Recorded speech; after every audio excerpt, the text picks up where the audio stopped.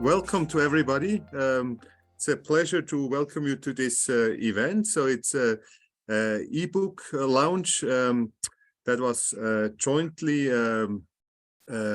coordinated by the CEPR Research and Policy Networks on climate change and on preventing conflict. And it's really at the intersection of these two topics.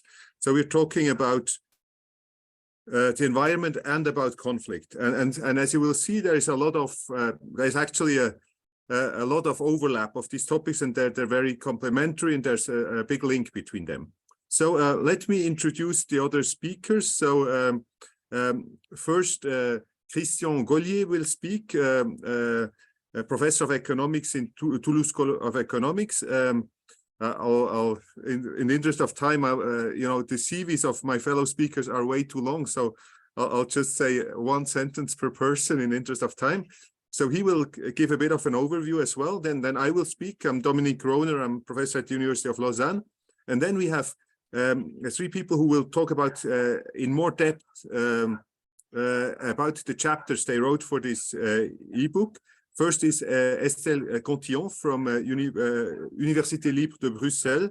The second one is Tatyana Deryugina, who will come a bit later. So she's from University of Illinois at Urbana-Champaign. And finally, Rick van der Ploeg from Oxford.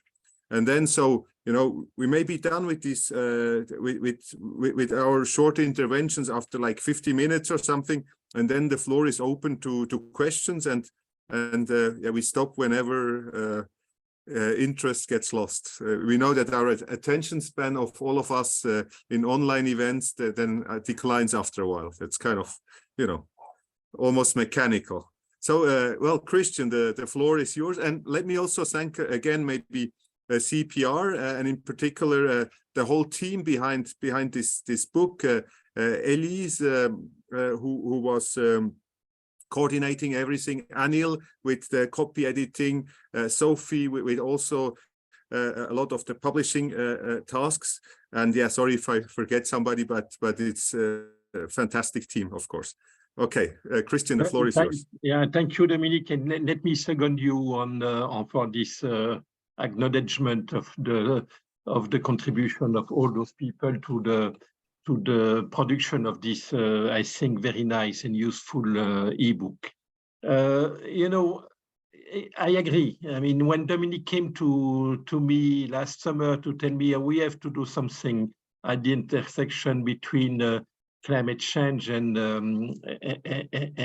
conflicts, and it was at the beginning of the Ukraine crisis, I said, well, that's a good idea. Indeed, there are so many things to say about that, and the book and the different chapters in the book provide the illustration of those relationships. Well, I think on my side, and let me take the first 10 minutes of your attention. I'm sorry for the others, yeah,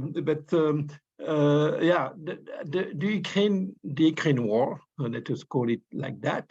The Ukraine war is a clear ringing alarm, in particular for Europe, explaining the importance of energy and the fragilities of the European economy in relation to energy issues.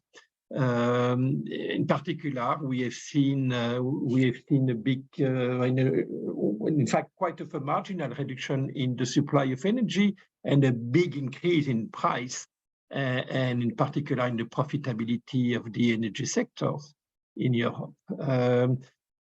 Well, but so, and that generates social issues, social acceptability, and as a reaction, governmental issue trying to fight against populists.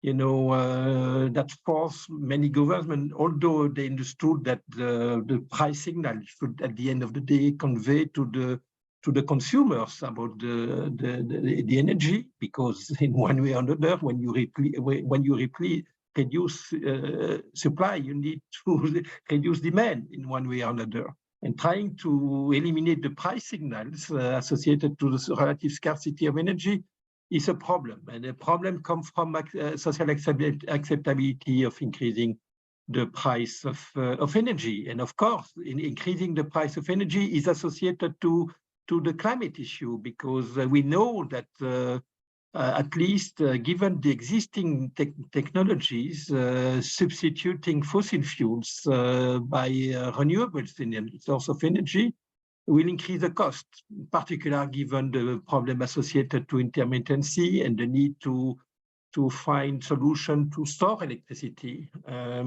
So that's very costly. And of course, if you increase the cost in order to better face our responsibility toward future generation and climate change, those costs will be conveyed to consumers through increase in price. So I think this is a big issue, and clearly this crisis reminds us of the importance of energy in building our way of life and way of production. And so we really need to deal with those things. And I must say, I'm, as many other experts in the field, I'm quite confused and stressed by observing that this energy crisis has not so well been managed by the government, and that's raised alarm again when we have to think about how government will manage the issue of climate change in the next few years. Of course, it's true that the price shock, at least in Europe, on energy has been much larger than and much more immediate and sudden and unexpected. The shock has been very large, much larger, and much more sudden than the expected increase in the cost of producing renewable energy in substitution to fossil energies. I would like to focus on two specific aspects of the issue associated to climate change, but learning from what we have seen in relation to this energy crisis in Europe over the last 2 years. One thing is about the supply side climate policies that we see emerging in different places and supported by many experts and activists. And the second one is in relation to the problem of inequalities and its connection with fighting climate change. So the first point, so one of the things we have seen over the last year is that when you reduce the supply of fossil fuels resources, you increase the price, and you increase the price non-marginally, in particular given the low flexibility in the demand. And that generates, as I said earlier, a big social crisis in different countries. And I see many experts and activists think about Stop Oil or that kind of organization that says in order to solve the climate change problem, we should do the same thing. We should reduce the supply. We should not ask the demand to do anything. We just should reduce the supply of fossil fuels, and that will force the transition. But what we have seen in last year is that indeed increase the supply as a price effect, and the increase in the energy price will incentivize the demand to go down. But that's so the objective can be attained through reduction of supply, obviously. However, we economists we have a better idea. We have the idea to use the price signal, but not through forcing suppliers to reduce their supply, but rather than by imposing a carbon tax. The carbon tax has the advantage of also increasing the price and reducing the demand. But there is a big difference. And this big difference is that the increase in price generates an increase in the oil rent, and the oil rent does not go in the pocket of the shareholders of the oil majors. It goes into the pocket of the treasury, and it could be used to, for example, compensate the relatively poor in our society who are particularly affected by the increase in price without impacting the intensity of the price signal. So same result, Okay, supply side climate economics, where you reduce, you force the suppliers to reduce their supply, you increase their profits, as we have seen during the last year. Same result in terms of sobriety and reduced demand and reduced consumption and reduced emission. But the big difference in that, rather than increasing the profit and offering additional rent to the shareholders of the majors, you give money to the treasury, and that's useful. And so I'm very, I mean, I'm vexed and I'm stressed by the fact that all those activists that support a reduction in supply, it is not only stop oil, it's also, you know, Extinction Rebellion, but also climate finance. People in climate finance say we should reduce we should force the suppliers, the oil majors, to reduce their supply by reducing their investment. Exactly the same result. So I'm quite shocked that us as economists, we have not been able to explain to the activists that we have a much better idea of compared to what they propose. And then, so you see, we need to fight here. We need to fight this populistic approach of you know, asking nothing for the consumer, nothing for the household, asking only to the supply side to make some effort at the end of the day. That does not work well. And so the second point I want to make, and that I will go faster on this, of course we know that you know, increasing the price of energy has a regressive effect. It increases inequalities because the income elasticity of the demand for energy is smaller than one. And so when you increase the price of energy, either through a carbon tax or through any other climate policy that has an impact, for example, when you force suppliers to switch to more expensive technologies, this increase in cost will be transformed into an increase in price. So you can take, I mean, almost any climate policies that they all increase the carbon, the price, and they therefore increase the inequalities in society. But the big difference of a carbon tax compared to all those alternative climate policies is that, again, you generate a fiscal revenue that you can use to compensate the lower decile of the distribution of incomes. And therefore, in an income tax, or more generally, carbon pricing, carbon pricing, or more generally, carbon tax or a market for permits, allow you to, at the same time, fighting climate change and fighting inequalities. And so I'm quite frustrated, again, to see that, you know, the fact that I see many experts saying, you know, we cannot implement a carbon tax because it's regressive. It's really wrong, because, in fact, all other climate policies are regressive. And in fact, the carbon tax approach is progressive if we use the carbon dividend in the right way. So these are two examples where we see populistic approach, you know, where, you know, experts, I'm sorry to say that, but the expert, the people who understand the problem of how to allocate the effort of the energy transition, and we need to make sacrifices for this energy transition.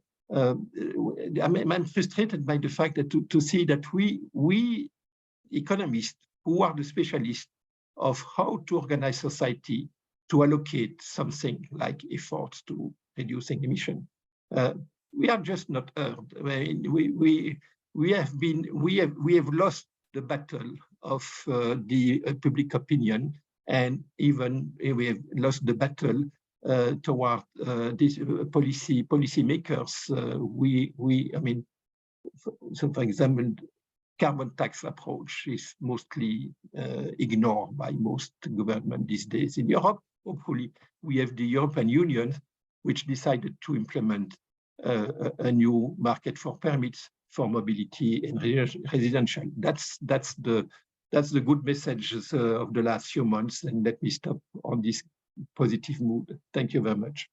So, thanks a lot, Christian. So I'll give a bit of the overview of the structure of the book and talk about the aspects that Christian hasn't mentioned yet, and then I give over to Estelle, who will be the next speaker after me.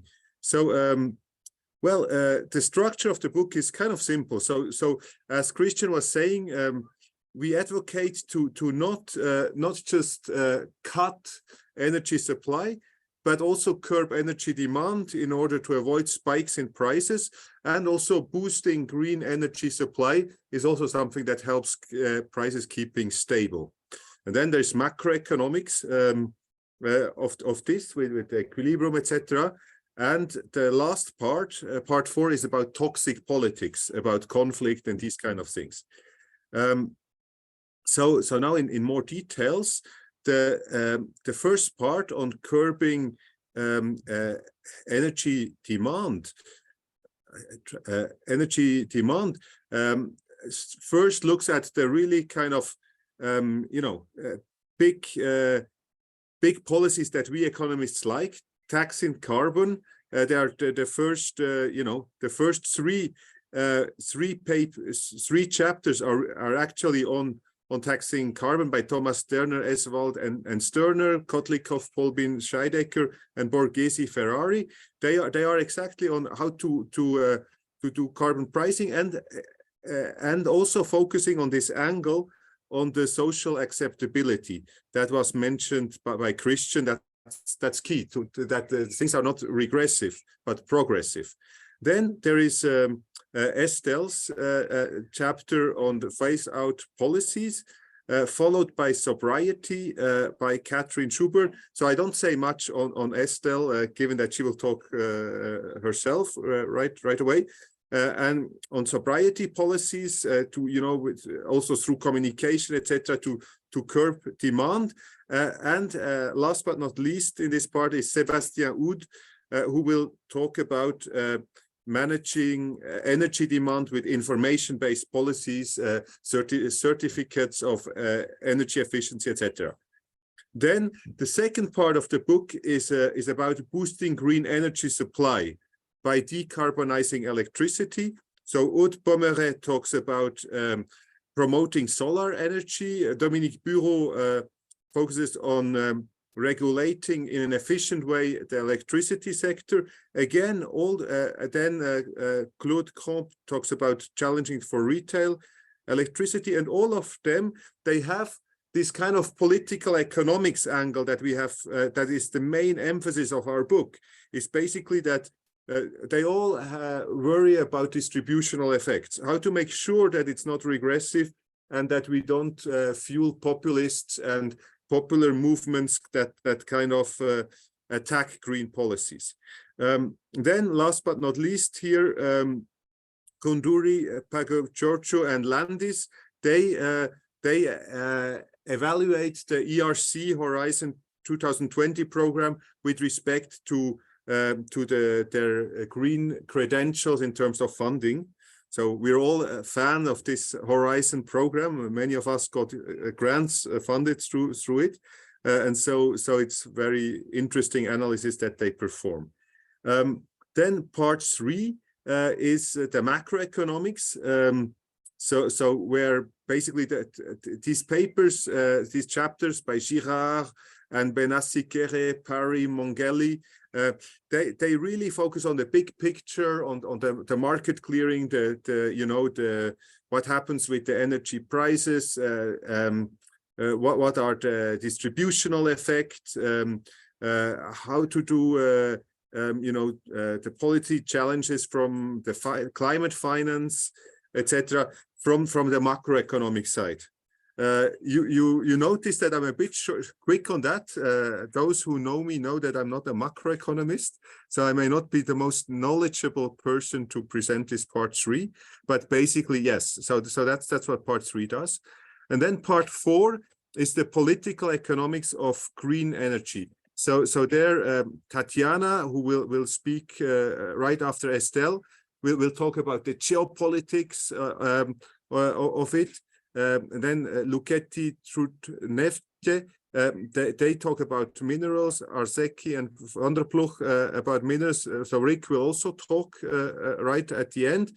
Mathieu Coutenier also about minerals, and me as well on these political economics aspects. So this part 4, after this brief, structure, I'll say a few more words on this part 4, because Christian was more like covering the first 3 parts in his analysis, and so I'm gonna focus on this part 4. So basically, well, I don't say much on what Tatyana will talk about. She'll talk in a sec. Then Jérémy, Laurent Louquetti, and Truth Nevte, they focus on the demand and the supply of minerals and metals. And what they propose is very interesting and seems new to me, a materials tax, where basically you're saying, well, we're thinking about taxing oil.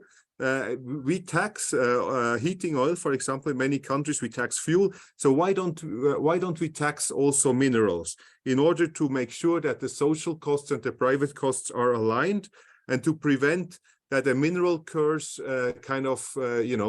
follows the steps of a fossil fuel curse. Then Arseki and Rick's chapter focuses on geopolitics.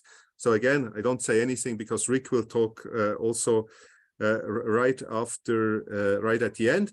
And finally, Mathieu Coutenier, he focuses on artisanal and small-scale mining, and also looks at really very policy-relevant points on transparency initiatives, etc. So let me also say a few words on my chapter, which is the last chapter of the book. There, what I kind of focus on is first to review the literature on why oil and gas and coal have been fueling conflict. So what are the mechanisms? That's resource abundance, it's the centralization of resources, it's the fact that they're capital intensive, that the benefits of oil are not distributed equally, and that they lead to a lot of local economic harm. And so in order to avoid exactly these characteristics of oil that have so much led to bad politics, corruption, civil war, mass killings, interstate wars. So to avoid that the same thing happens with the green energy provision that we were going to step up, well, in my view, we should take into account a few core principles. First is that we should decentralize energy production.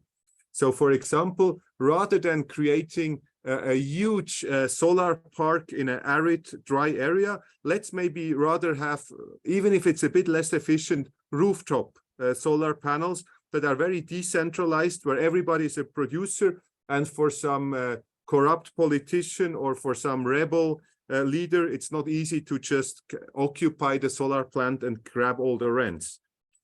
Similarly, Swiss electricity production focuses, for example, very much on water power plants. So 60% of Swiss electricity is produced through water plants, and they're all over the country. We have hundreds of them, and all parts of the country are covered. And so again, this has kind of the virtue that it's decentralized, and not all the money can flow in the pockets of one person, and there are less of incentives to appropriate things. Second, providing local jobs. So if you if you, rather than having some foreign company coming and producing off the shelf a huge solar plant, you may want to work with local companies as well to step up local jobs and to avoid. There is a result in the research on economics of conflict linked to oil. For example, there's work by Delbo and Delbo or by Dube Vargas that find that one problem with conflict is that oil is capital intensive.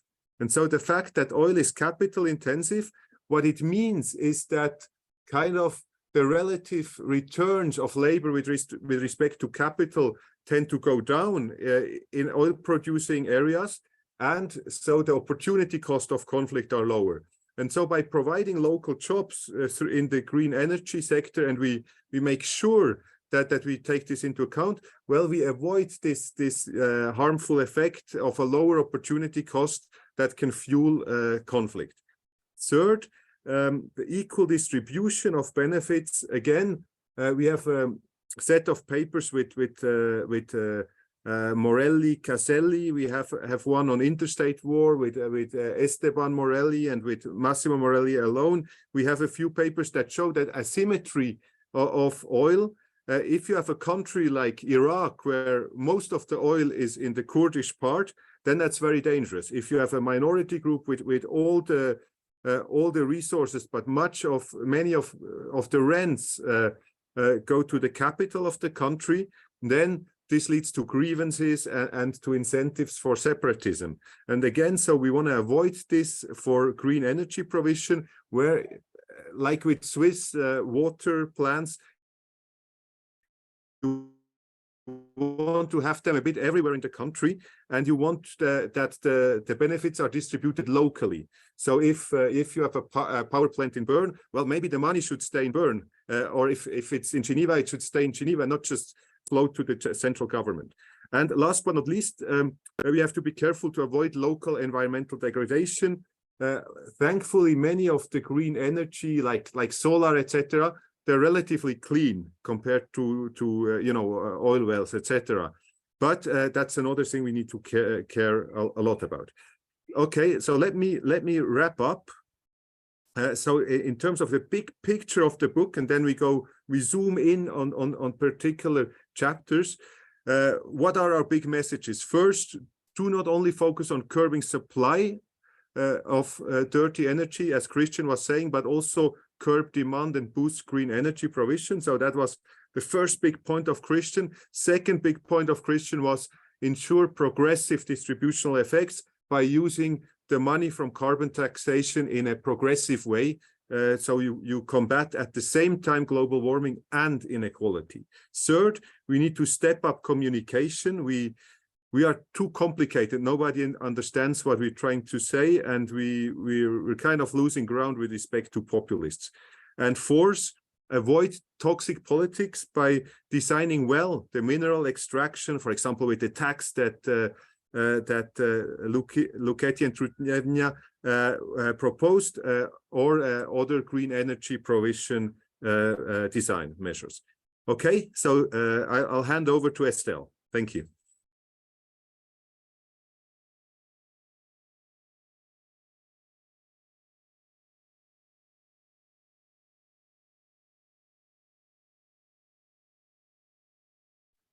Okay, thank you very much. Dominic, do you see my screen? I think it works. Good.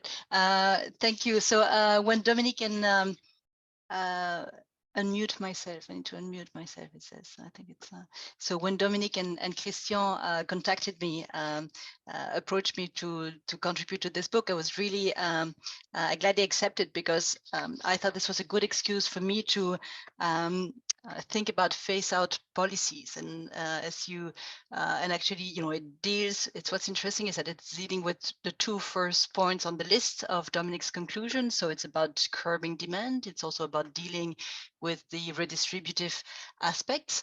And I'm sure you've recognized on my slides, this is the decarbonization trajectories from the IEA net zero report. But the reason why I was interested in phase-out policies is that they're all over the place. They're in the press all the time. They're very popular among politicians. So you've got here pictures about the an article about low emission zone, which is a special kind of phase-out policies, and maybe I should define them. So I'm going to call a policy a phase-out policy if it's a policy that rules out the use or the sale of a specific technology or product by a certain date. So there's a time dimension there. And so they're very popular there, and they're actually also part of some of the recommendations of the IEA. And so why, the first question is like, so there is special kind of standards, but they're a little bit more than just a standard. And I think they are interesting in the context of decarbonization for two reasons. First, if you look at fossil-based emissions, they're largely driven by the long-lived equipment that we use. Okay, so it's about how we produce our electricity, it's about how we move, it's about how we heat our homes. And so it's not, you don't consume energy directly, you are consuming energy because of the equipment that you've got. So I think that's the first central aspect of the decarbonization problem. The second thing is that these phase-out policies, they account explicitly for the time dimension of the problem at hand. The fact that you've got these long-lived equipment, some of them are replaced every 8 or 10 years. That's for a car, but for a power plant, it's much longer. And so what I do in this chapter, I just look at, I provide a first look at the economics of phase out, and it's actually quite simple. The first pass is very simple. So assume, we're just going to make it very simple. I assume that there are two technologies. There's a brown technology, there's a green technology. They are characterized by their investment cost and the carbon intensity of their use. So the brown technology is much more carbon intensive when it's used. And we can assume that the green technology is more expensive to buy, but cheaper to operate, because it uses less fossil fuels. And let's assume also, for simplicity, that the use of these technologies is price inelastic. So how much you use your car or how much you heat your home is independent of the price of fossil fuels. Okay. Now suppose that so when you invest in these technologies, you're going to take into account the total cost of ownership, so the investment cost, but also the cost of using these technologies, the car or the home. And suppose that the total cost of ownership for the brown technology is lower, which means that people will keep buying these brown technologies and then keep producing, emitting carbon. So how do we decarbonize? Christian mentioned putting a price on carbon, of course, and you want to put a price of carbon until the cost of ownership of the green technology is lower. But there's another option, and that's the option I'm looking at in this chapter, is we could ban the new sales of the brown technology by a certain date. Okay, and the two policies have the same outcome. So all of the new sales are green. So whenever people replace their equipment, they will actually find either they will find the green technology cheaper, or they can't buy the brown technology anyway, so they're just they go for the green technology. But these policies have a different financial impact on consumers and public finances. So Christian mentioned that, of course, when you put a price on carbon, you raise money for the you raise money for the government for potentially for redistribution. But also, I think it's interesting to note that to the extent that the use of your equipment does not, that you are price inelastic in the use because you have to heat your home or you have to drive to work, then when you put a price on carbon, you are basically impacting negatively all of the consumers that are locked in with their fossil fuel intensive technology. Okay. And so that's really where the potential benefit of a phase-out policy is that at least you are only impacting those that are at the time of replacement of the technology, and you're not impacting those who are stuck with their poor home or poor car. And so in the chapter I do, I go through additional considerations, beyond, extending in some ways the simplistic model that I have. So what happens if we're not sure about the cost of these different technologies, we're not sure about the consumer behavior, that they may be short-sighted and so on. So how do we deal, how do the price, a carbon price and the phase-out policy compare? I'm also looking at, other types of consumer behavior, to what extent they have agency on how much they use their car or how much they heat their homes, to what extent they're short-sighted, so how much they take into account the cost of use, the life cycle cost of use of their technology or not, and of course the split incentives problem that's very relevant in the housing market. I also go discuss the question of social acceptability. So the one advantage of phase-out policies is that you cannot pay out your way out of doing this. So, you know, when you put a price on carbon, everybody can just pay the cost of carbon and consume what he or she wants if as long as they have enough money, which is not the same case with the phase-out policies. Everyone is treated the same way. And then there's of course, some potential advantage in terms of industrial policy and supply chain coordination when we are talking about a nascent technology. So these are the things that I cover in the paper, and essentially the takeaways that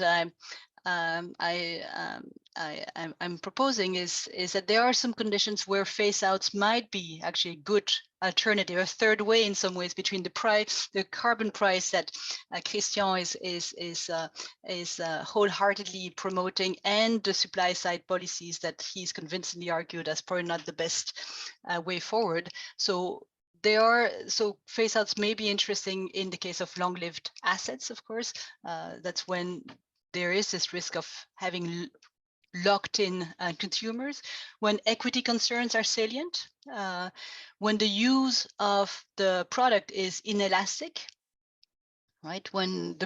Because in that case, using the price really just makes the people bear the cost, and there's no margins of adjustment anyways. When consumers are short-sighted or there are some split incentives, and in case of the alternative technology being an infant industries. But it means that it's, you know, in some ways there's a lot of arbitrages here. I think we would need additional research to quantify them, but at least economics seems to be pretty straightforward. In the chapter, I have a little table that describes examples of fossil fuel phase-outs policies around the world in the context of heating and road transportation. And what's interesting is that these two areas where phase-out policies are very popular seem to be ticking a few of the boxes that I've just highlighted as being applications, areas where phase-out policies may be providing an interesting third way. And that's basically it for this for the chapter. I'm just now trying to figure out how to find how to stop sharing. I just think to do this, and that's it for me. Thank you. So thanks so much, Estelle. So I think Tatyana is next, and then Rick. Yeah.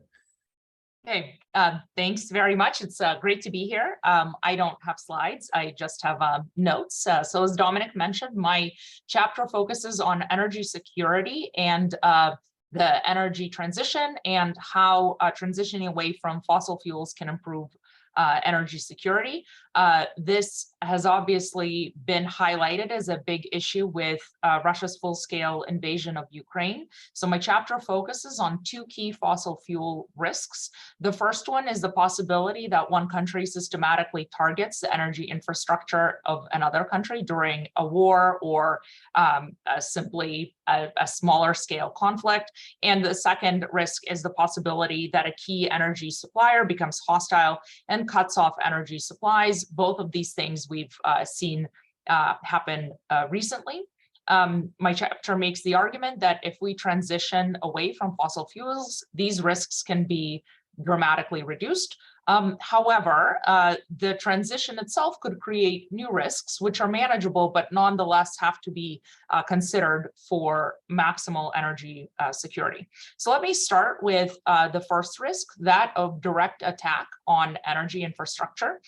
This is potentially a growing risk as the world becomes more dependent on electricity, as we move away from natural gas heating, as we move toward electric cars. Everything will be dependent on the electric grid.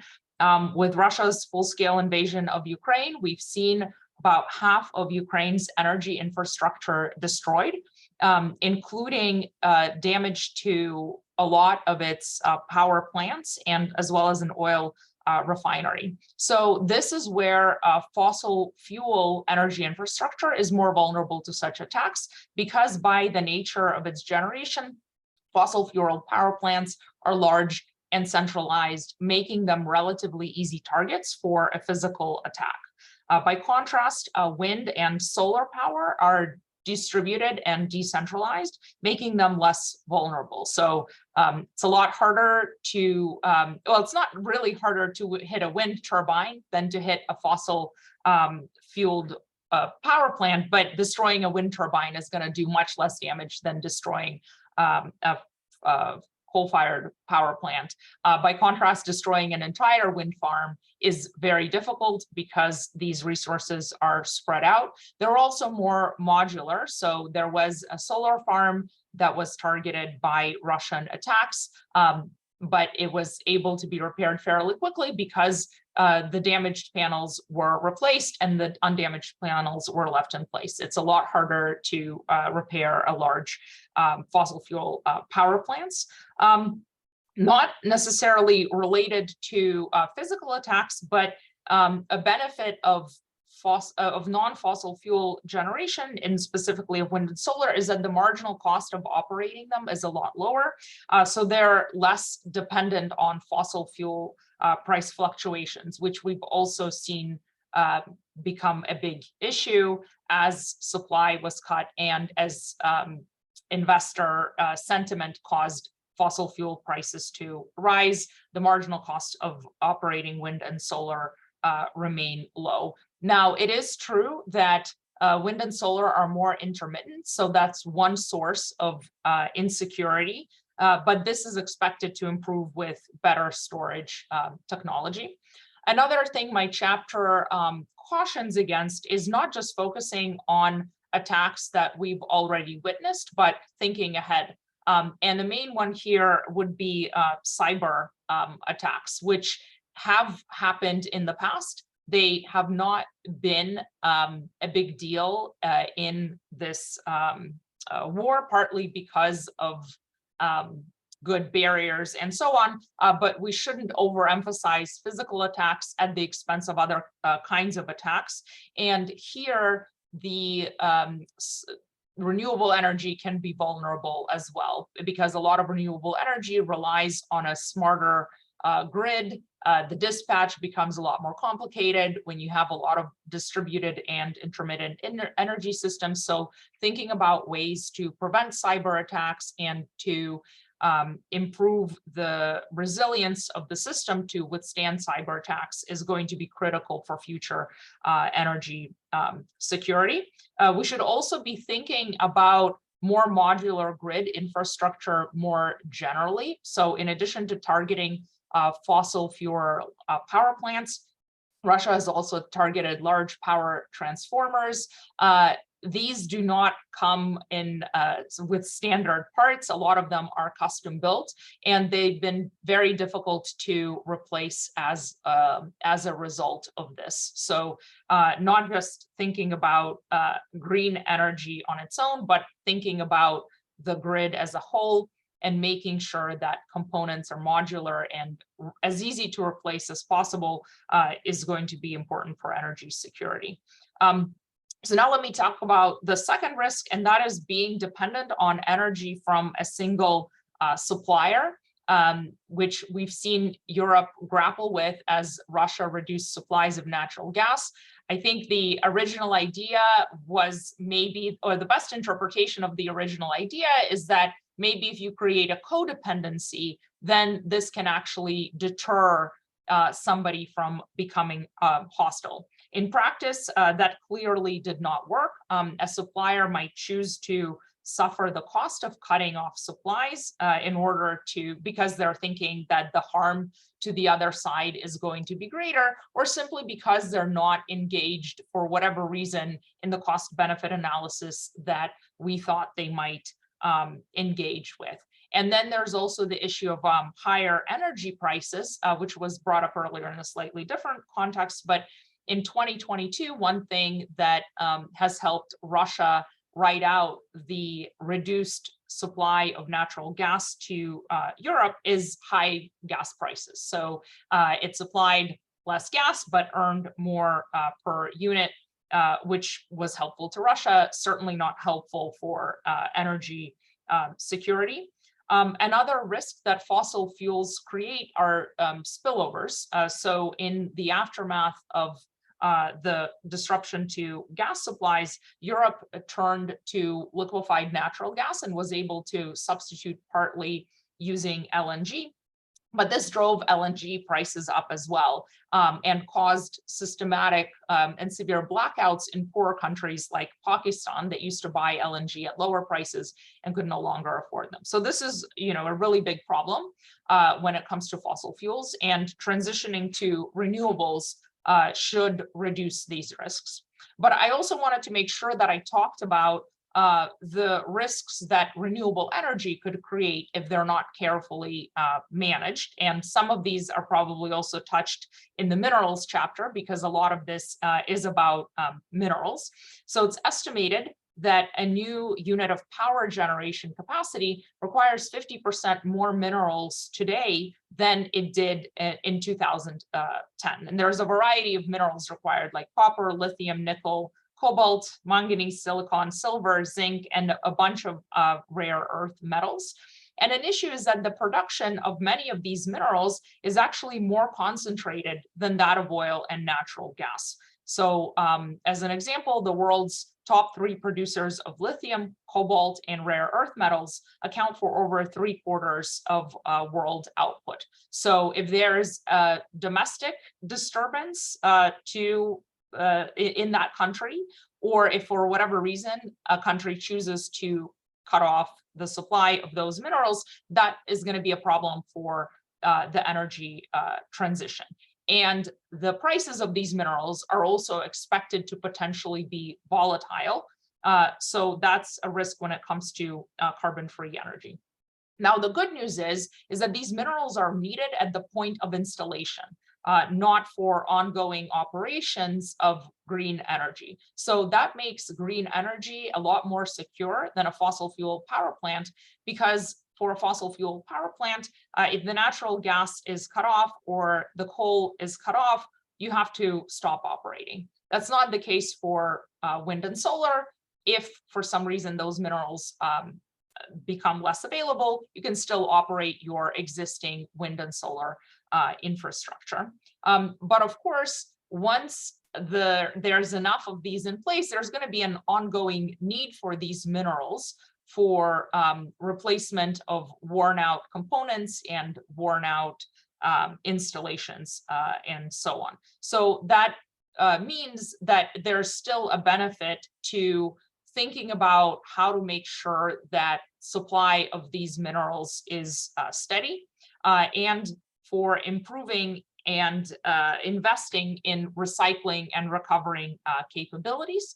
Strategic stockpiles can also be useful, but one thing that it's important to remember is that climate change is a public problem. And so if every country starts strategically stockpiling these minerals to ensure that if supplies are disrupted, they have enough of them, that slows down the green energy transition for everybody. So there's important externalities here that countries need to keep in mind. I'll end my remarks by highlighting that energy independence is not the same as autarky, right? So when we are thinking about energy independence, we should be thinking about lack or minimal risk of disruptions to the energy supply, which is unlikely to involve autarky.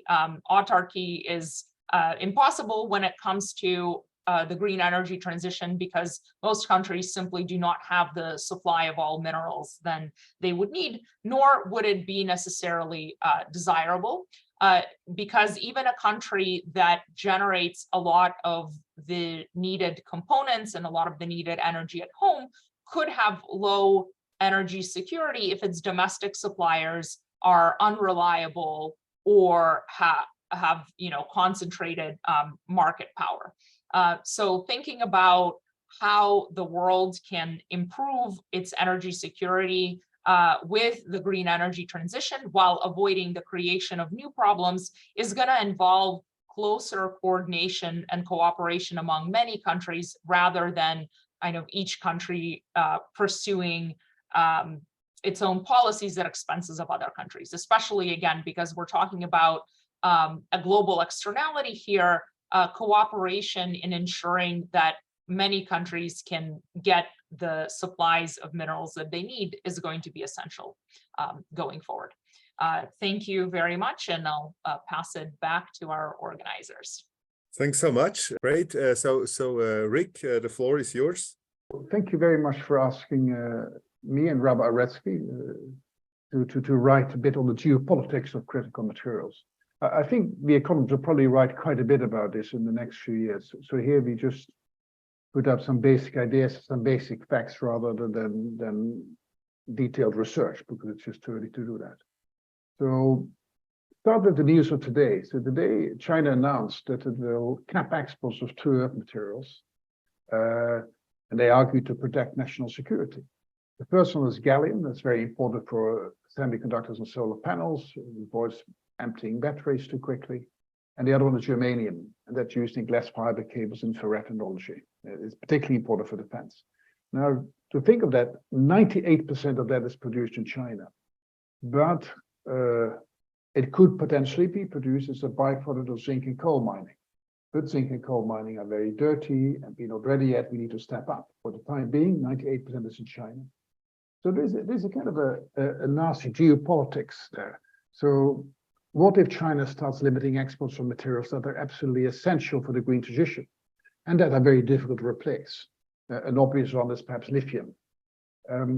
It's part of a broader geopolitical issue that the United States have been and Europe have been banning things like also technology exports to Russia, but also reconsidering how to do that with China. For example, my own country, the Netherlands, the best company of the Netherlands is really ASML. It is the company that produces chip producing machines which make the chips. There are only two of these, one in Holland and one in Taiwan. President Biden has put big pressure on the Dutch Prime Minister to actually limit exports of these very high advanced technological machines to China.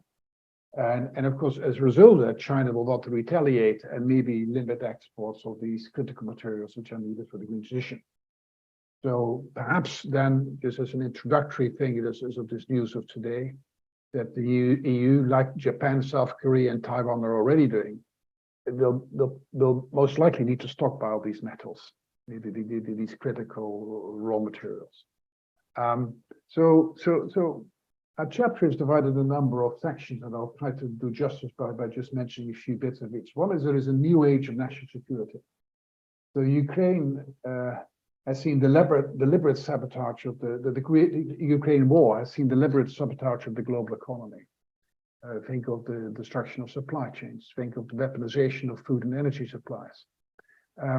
We've also seen increasing tensions over Taiwan, which is, of course, apart from the Netherlands, it's also dominant in the semiconductor manufacturing. So the technology tensions between the United States and China, you now also see them between Europe and China. So on a very kind of a basic level, many politicians in Europe say, well, we've made a mistake, particularly with following politicians like Gerhard Schröder, who is seen to be as the bad guy in Germany because they made Europe dependent on Russian gas supplies. Well, never ever do we want to make a mistake again. So now when they look at China, they see, well, China seems to be the dominant player, not only in the production, but also in the processing of critical raw materials that are needed for the green transition. So maybe you become dependent from one dictator, they become dependent on another dictatorial regime. So we see also increasingly a multipolar world, where we can't count on African countries to go in line with Europe and the US. They often vote more along the lines of Russia and China. So we see also a deglobalization, maybe an economic fragmentation, or at least risks of these things. Janet Yellen, she speaks of friendshoring rather than offshoring. So you offshore stuff only to friendly countries, not to countries that are potentially your enemies. So this is all happening in the last 5 years or so, and it's completely changed the way we think about international economics, the way we think about energy supplies, etc. So we need to keep those things in mind. So the race for critical materials, just to say a few words about that. So wind turbines, solar panels, concentrated solar power, electricity networks, electrical vehicles, and nuclear power, they require all these materials like copper, lithium, nickel, silicon, cobalt, uranium, you name it. So there is this issues of security of supply, people talking about friendshoring, and particularly we see a renaissance of new industrial policies at a level and the level of intensity that we haven't seen, 10 years ago that would have been frowned upon. And now it's kind of both Europe and of course United States started with the Climate Act, the Inflation Reduction Act. So the lack of the securities of supply, particularly these critical materials, is really a big risk for the green transition that's necessary to meet Paris targets. There's a big risk that it gets frustrated because we really can't up supply of the solar panels, electrical vehicles, you name it. So we need to have much more research on the supply chains for critical materials. One thing we know for sure that the demand for critical materials, graphite, nickel, lithium, and rare earth materials, they will explode. Some estimates in the chapter, we think it grows by about 4 times by 2040. So that's a 4-factor increase, particularly necessary because of electrical vehicles. So if you look here at demands, then you see the dark blue is 2032 and the light blue is 2035. You see the big increase that's needed for lithium, for cobalt, for nickel, double, lithium almost 6 times. Natural graphite needs a factor 7, synthetic graphite 2 or 3 times as much. And you see the number of mines and plants that are needed. There are many of those pictures and data and studies coming out by the month or by the week, and one tendency is that they get worse and worse. So we need to think about the geography of critical materials production and processing. So first thing, if you look at this graph, you see here the spatial distribution of critical materials. You see, it's quite scattered, really, isn't it? So you see the little dots is perhaps not so clear on your computer, but it's pretty scattered. But it's prevalent. It's dominant in China, the US, and the European Union. But those countries consume more than they produce. So although they produce quite a bit, they still depend on the exporters of raw materials. And the big exporters of these raw critical materials are Australia foremost, Russia, Kazakhstan, the Democratic Republic of the Congo, the Mozambique, Chile, South Africa, and Zimbabwe. These latter countries, which are often, not all of them have stable political regimes, will be courted and are courted by the superpowers. It includes Europe and China, and Europe and the United States and China. So to give an example, half of global lithium mining is currently in Australia, a third is in Chile, 15% in China, and 5% in Argentina. All the others are much less than that. So one should also recall that there was a wake-up call for me that I was reading a White House report on national security, not on the economy, on national security. And they had a whole big chapter on these critical materials. And they were arguing that it's pretty dangerous. It was a wake-up call. They said that China owns 2/3 of critical materials in the world. It has an oversized control over supply chains, as well as a concentration of production of critical materials. So it's that geographical consideration that makes policymakers in Europe and the United States worried, and that leads to a kind of complete reshuffling of geopolitical power wars, if you want. So what we now need is new industrial policies are needed to get to net zero. So both Europe under Frans Timmermans and the United States with its Inflation Reduction Act has launched plans to secure access to these critical materials and to secure homemade supply chains to limit the dependence on China. So, for example, the United States actively supports mining of critical materials in Canada. In Europe, we could mine critical materials, maybe in Poland, Portugal, maybe even Iceland, places like that.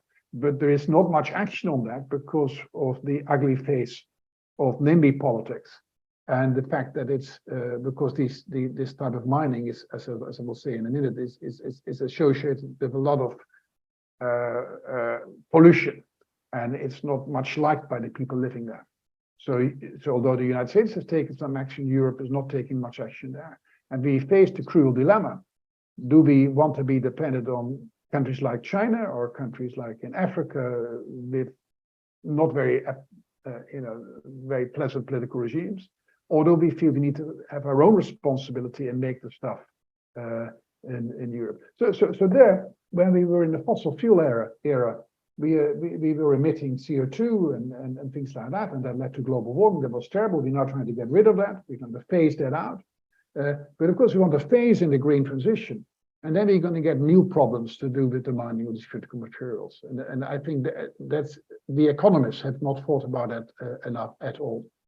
So Inflation Reduction Act has extensive tax credits. It's about $1.6 trillion to boost clean energy investments at home. So it's at home in America. So think again of the normal WTO response. No, it's at home. And politicians are no longer shy of saying that we should have this type of production at home. Europe is saying the same. So it's basically a response to China's earlier green industrial policy, and that China now is a super processor of critical materials and producers of solar panels and other critical equipment. So if you look at here, this is, for example, the Biden plan, the Inflation Reduction Act. And you see how large the subsidies are, the tax credits are. They can be for carbon capture and storage, about 70%, clean hydrogen, also almost 60%, but they're large percentages of average total cost are these tax credits. So it's not small potatoes, these are big potato things. And they make carbon taxes, which we all like so much, but they make them pale into insignificance. Politicians have gone for subsidies of critical green technologies, rather than pricing carbon for obvious reasons to do with the yellow vest and other political reasons. So the shifting geopolitics will lead to a change in the political relationship between the major blocs in the world and the rest of the world. So the ramping up of mining of these products will lead to greenhouse gas emissions as well. So we must realize that they will lead to emissions of CO2 and things like that. So they will contribute to global warming. So it's a big emitter. But on top of that, it will also lead to irreversible pollution, and it will use up scarce water supplies, and I can go on. Secondly, what we see is that labor in many of these countries, labor standards are very weak. So working conditions will be harsh and child labor rampant. So it's not the type of production we would like to have. But it's still, we depend on it. So it reminds us very much of the competition among 19th century European empires for copper, tin, rubber, timber, diamond, and gold. So there was a war for critical materials might slow down or even reverse democratization in developing countries. So I used to work quite a bit 5 or 10 years ago on the natural resource curse. But you see a new natural resource course from new geopolitical rents. Some authors in the book have made a case for the material tax. I'm not sure whether that's the best policy, but we can have a separate debate on it. But it does kind of point a finger at the big negative effects of mining these critical materials. So to give you this example, I mentioned that Congo is courted by China and the United States, despite having a disastrous track record in governance and human rights abuses. So I finish with two points to how to get the governments of these critical materials right. So I think the government should account for the interdependencies related to peace and stability, global health issues, the environmental and climate issues, all of that in a world increasingly organized into blocks. We have a multipolar world.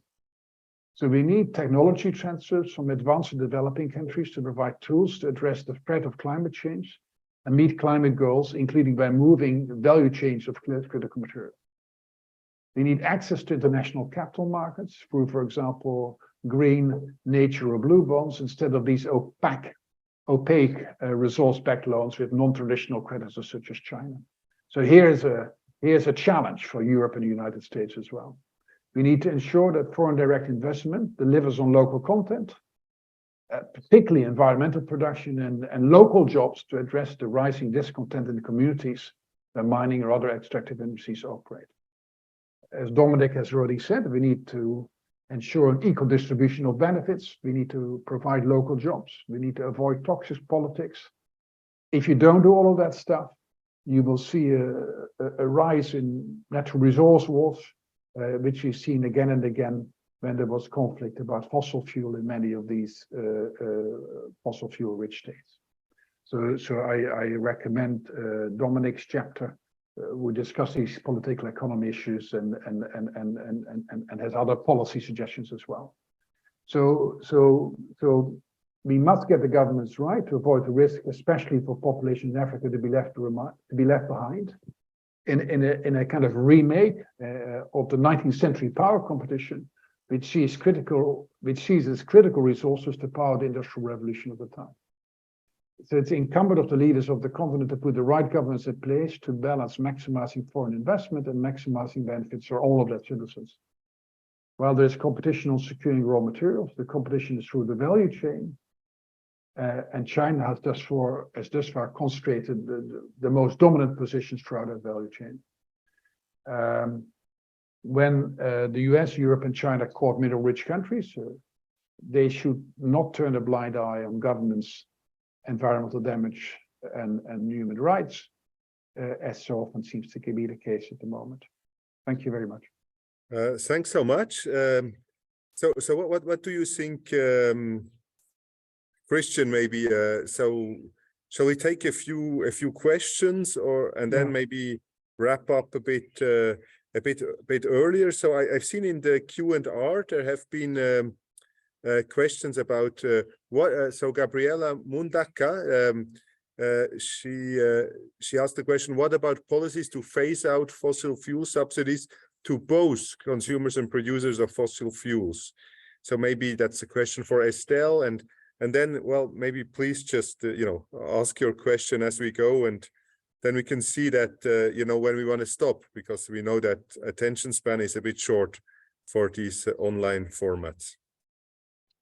Yeah, so I don't think so. I would not. So when I talk about phase out, when in my chapter, when I talk about phase out policies, about phasing out products or equipment, not. And here, this is all, the question from Gabriela is about phasing out subsidies for fossil fuels, which are really big, and they represent several percentage points of public budgets, actually, in most OECD countries. And so I think I would get them closer to a negative carbon price. That's because that's what they are. And I think for sure we should think about ways to reduce them, and instead of subsidizing the use of fossil-based equipment, try to reduce the dependency that we have on fossil fuels through other means. That's and then I can hand it over to Christian, because these are negative carbon prices. Estelle, well, thank you for the opportunity to react to this. Yes, Estelle, I would like to tell you, I mean, I'm not really against supply side climate policies. I mean, I just wanted to say this need to be evaluated. I mean, what I see is that, in many countries, what is green, people perceive that what is green should be, anything that is green should be done.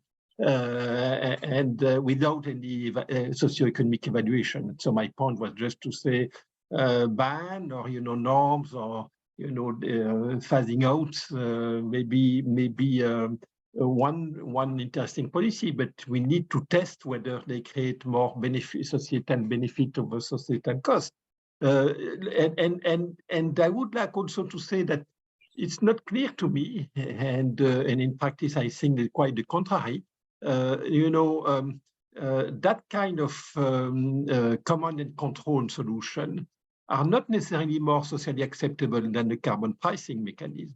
Look at what is happening these days in Germany, where the government is considering the possibility to phasing out heating system based on fossil.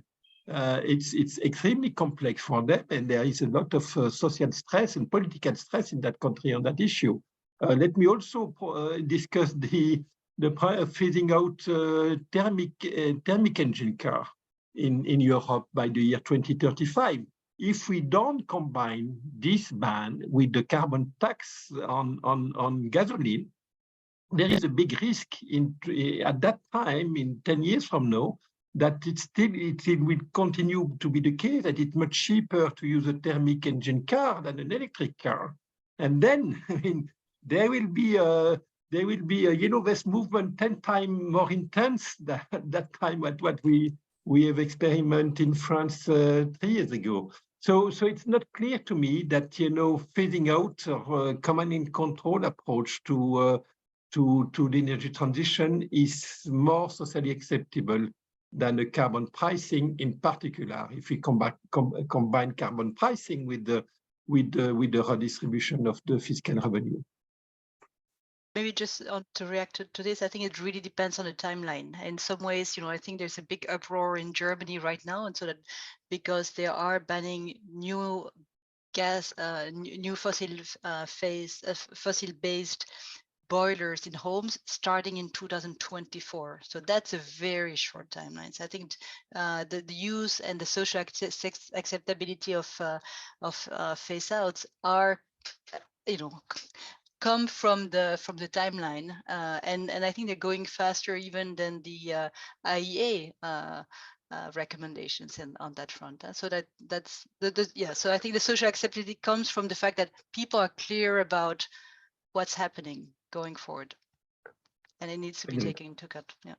So maybe I can add to that. I think the way we do this climate policy, politicians are getting into action. I don't think they're using much carbon taxes. So what's happening is they give these huge subsidies. So it's really like a compensation society. So then the steel manufacturers, they lean backwards and they say, oh yes, if you want a hydrogen government, you pay. So there you go, hundreds of millions.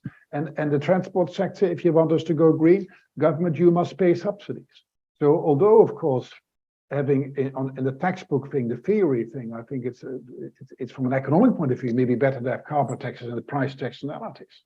From a political point of view, we see a huge political economy distortion where governments say they prefer to have subsidies up front because they think that makes them popular and the costs are kind of less obvious to the taxpayer. And they definitely don't want carbon taxes up front. They will promise carbon taxes or something like that, but in the very far future, they want to procrastinate on that. They want to postpone that. And it's this political distortion, the key elements of political distortion of politicians, which is driving us to this very expensive green transition. I think it'll happen. I'm personally quite positive about it. That's point one. Point two, I think they may even have a point, more than maybe Christian and myself and others may, you know, we might think. It was, I think really, it's a coordination game. So really, we want to get people to move across from the old technology to the new technology. And the more people move to the new technology, the cheaper the new technology becomes, because of learning by doing and things like that. So eventually, you will flip to another equilibrium. So the idea is what these governments are doing. Maybe we subsidize it like hell, and to get the early movers to move across, to get the house off the gas on a heat pump. The heat pumps get cheaper and cheaper, and then suddenly all the others will move across. So I would not be. Although I think it's bad politics, but on the other hand, there may be something in it. If you think there's an equilibrium where everybody drives diesel engines and petrol engines, and the other one where everybody drives electrical vehicles, there may be a case for trying to move from the bad equilibrium to the good equilibrium. But that's something to be discussed. Yeah, I agree. I mean, by the way, it's funny. Today, Emmanuel Macron should have presented the new plan for energy transition in France, and he decided to postpone the announcement officially because of the revolt in the cities. Currently, I mean, that was present last week. It's much better these days. But in reality, I think the issue, I mean, and that's everywhere in Europe and around the world. I mean, we live in the utopia of a happy energy transition where nobody will have to pay. And the problem of the carbon tax is that people realize that you know, the transition will be costly, and they are asked to contribute to that. Whereas other policies, and you are right, Rick, I mean, other policies, you hide the cost and or you postpone the cost, you provide the subsidies. Subsidies for X is necessarily a tax for Y, but that's Mr. Y is for the future. So yeah, there is a procrastination there, but that's not because of bad politicians. It's because well, it's a free riding problem. Nobody wants to pay.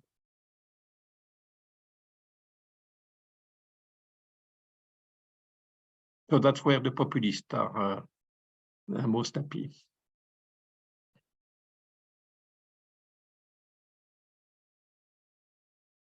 Any question from the participant? I think as Elise, people can raise question by just opening their mic. But They have to raise their hand, and then I can That, I can allow them to talk here. but there's already some in the Q&A, huh? So that we can. okay. There's some by Adrienne Perez on the role of recycling and material performance efficiency. You want to contribute to the answer of that, Estelle? No, I don't have anything to. Maybe Rick. You know, maybe Rick. I mean, but on the recycling, the issue is about the profitability of recycling, and the associated issue to that is do we have prices of exhaustible natural resources? Prices are too low to make recycling profitable, and that's an issue. So then the question is, does the price of exhaustible natural resources include or not the issues of the scarcity of the resource, the long-term scarcity of the resource? If not, we don't. I mean, the fact that recycling is not profitable is a demonstration that we should continue to use to exploit natural resources. But there is some doubt about whether the current price reveals the long-term scarcity of the resource. Adrian, that also raises the point that the role of recycling in material performance efficiency. So I think it is true that there's among policymakers, politicians, and also the Timmermans plan, there's enormous emphasis on the circular economy.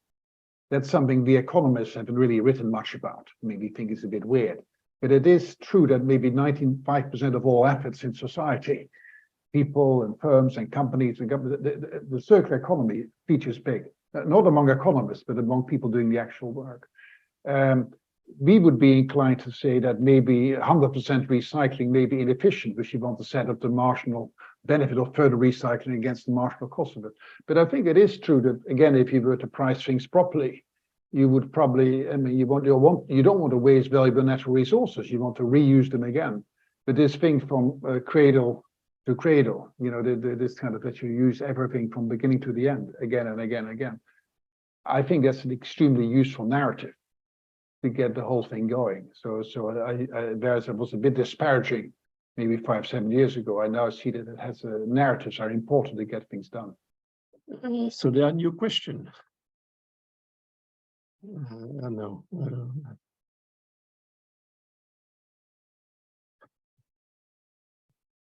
Well, okay. Dominic, would you conclude? Well, I mean, there are some. There are more questions, huh? There are some questions. I don't see them on my screen. So one is how to mitigate the risk that carbon taxes in Europe will create unfair competition for African countries. So that's an interesting question. So let me maybe, well, I guess one of you, one of you three would be best suited to answer. Say a few sentences, and then I leave it to the others. But I mean, Europe carbon taxes, say the ETS system, the permit system, has been a disaster in the past, because we basically, the only people who paid the permits were small enterprises. And effectively customers, but the big polluters never paid, because they were fearful. The argument was that they would create unfair competition from abroad, because if you tax a steel or cement or aluminium factory, you will just get import of dirty steel, dirty aluminium from outside the European Union. So now the plan is to have a border tax adjustment mechanism. The European Parliament is quite far on that, and I think that, and as soon as that happens, those exemptions for these big heavy polluters can disappear and they can be properly taxed. But now here's the problem.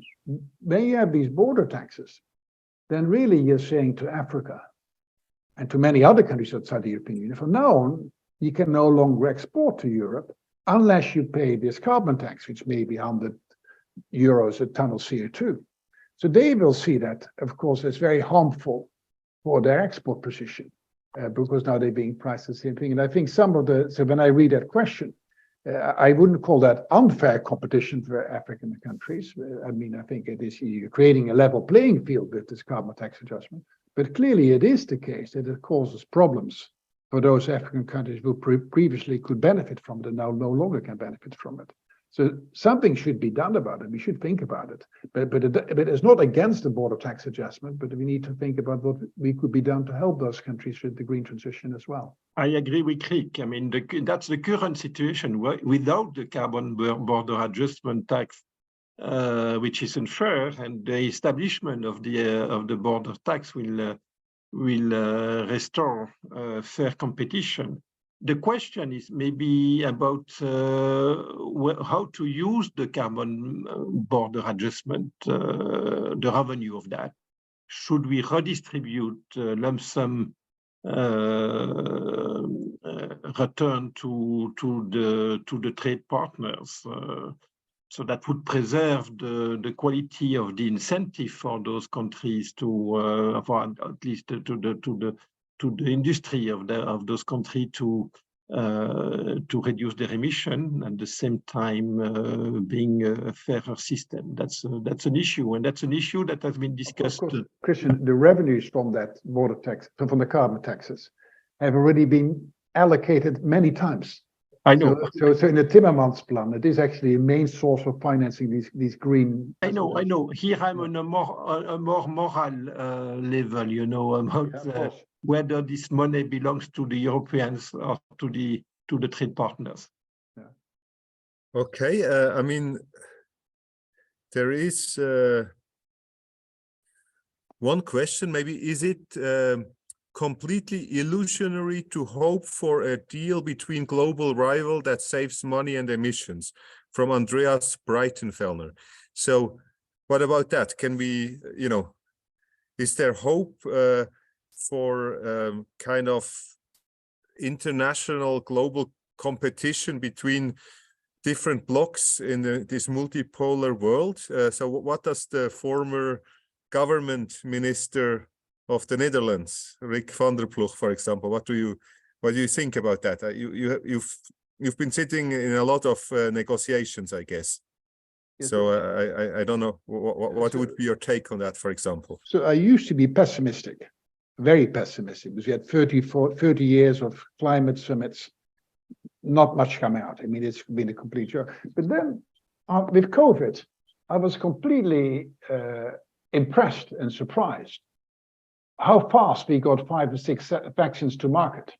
So basically all these governments in Europe and the United States, they put up a global competition among kind of for the best technology to win. So they and actually within a year we got all these vaccines. So would we not be able to do such a rival kind of technology race, stimulated by cooperating on a global level, to really get the best green technologies to market? So just like we got the vaccines to market. So I have more trust that something like that would work than a global thing to get taxes on a uniform single carbon tax throughout the global economy. That's never going to happen. I mean, of course, in the textbook it's going to happen, and in my dream world it's going to happen. But it's not going to happen in the real world. But maybe a global technology race to get the best green patents going. There may be something in it, and then to actually also, just like in the vaccines, to supply these for very cheap or almost free to say developing countries, where Buffett and Bill Gates can play a role as well. Maybe completely crazy. Maybe I could rephrase what Rick just proposed. I mean, at the end of the day, the only hope for a global happy energy transition is to become techno-optimist. No, that's what you just said, right? This is a bet. I mean, could we believe today that someday we will be able to produce technology to produce the energy, renewable energy, at a cost which is smaller than the cost of extracting oil and coal and natural gas from this planet? And that's a hard bet. I mean, I would not bet too much on that. But solar and wind are already cheaper than gas and oil and coal. But the problem is that we can't store it. So if you allow intermittence, then of course, so the problem is the intermittence. To determine the cost of renewable energy, you need to consider the entire cost of the system, and the system requires storage technologies, and that's the issue. We just don't have a solution for that at this stage. We don't even talk about the cost of that. We just have no solution, no technological solution for that. That's the most important point. You see that even schoolboy technologies like hydrogen storage, and we all learn it when we're 14 years or 50 years at school, and it's very simple. And yet when I speak to the people who are developing that, it's still 10 years at most ahead. And maybe so really what you're saying is just like the vaccines, they would have come onto stream maybe 5-10 years time. But if you have this global competition, maybe you could bring it within 1 year. So is there a way going to be screen technology forward more quickly? And I would put money on that because the needs for that are so important. Anyway, that's my opinion. And maybe that's a technical optimist, but at least give technical optimism a chance. We're right exactly on time. 1.5 hours, so we need to wrap up here, but so that's a nice word at the end. Let's give optimism a chance. So that was Rick's closing remark. So thanks a lot for participating. Thanks a lot for organizing everything. Also thanks a lot to Elise for coordinating all of that.